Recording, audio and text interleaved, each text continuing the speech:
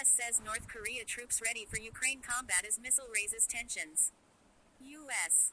Secretary of State Antony Blinken speaks during a joint news conference at the State Department October 31, 2024 in Washington, D.C. Blinken and Austin are meeting with their South Korean counterparts for a 2+2 diplomatic and defense meeting. Pipe. The United States said Thursday that up to 8,000 North Korean troops have reached Russia's border region with Ukraine trained and ready for combat, as Pyongyang's firing of a long-range missile ramped up tensions days before the U.S. election. Please subscribe and follow me.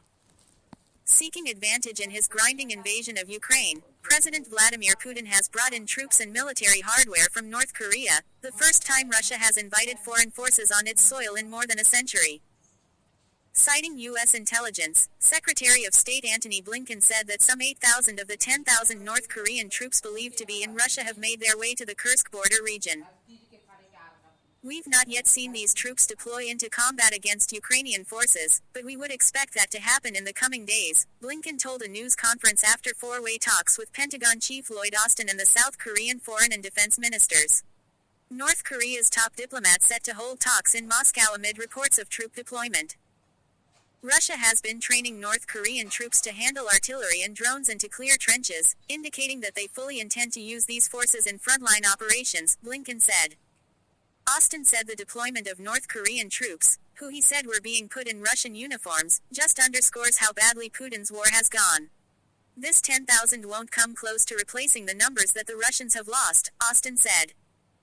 He warned, "Make no mistake, if these North Korean troops engage in combat or combat support operations against Ukraine, they would make themselves legitimate military targets." North Korea, badly in need of cash, is also estimated to have sent more than 1,000 missiles to Russia as well as millions of munition pieces, South Korean Defense Minister Kim Jong-un said. Advance on missile technology. South Korea, which previously said that the North was preparing a missile or even nuclear test ahead of Tuesday's U.S. election, said Pyongyang appeared to have fired a solid-propelled long-range ballistic missile that flew 1,000 kilometers (621 miles).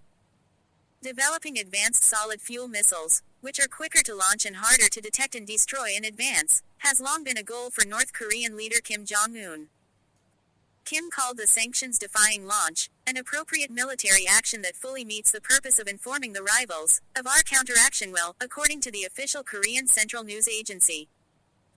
Japan said that the intercontinental ballistic missile ICBM flew longer than any previously tested by the North, staying airborne for about 86 minutes and hitting altitudes of 7,000 kilometers. NATO confirms that North Korea has sent troops to join Russia's war in Ukraine.